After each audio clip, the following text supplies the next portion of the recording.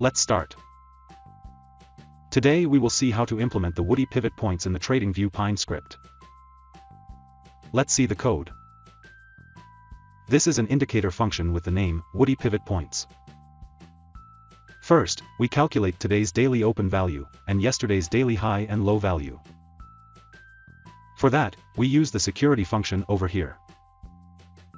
The first argument of this function is the current stock name.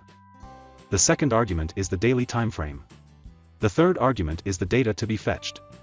The fourth and fifth arguments handle the gaps and the bar merge.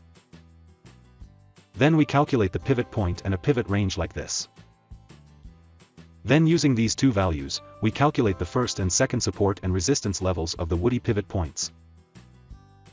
Here we plot the pivot point, along with the support and resistance levels.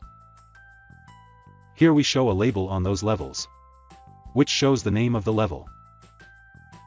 Let's add this indicator to the chart. As you can see, the pivot point levels have been added to the chart. So that's it. That's how you can implement the Woodie pivot point levels in the TradingView Pine script.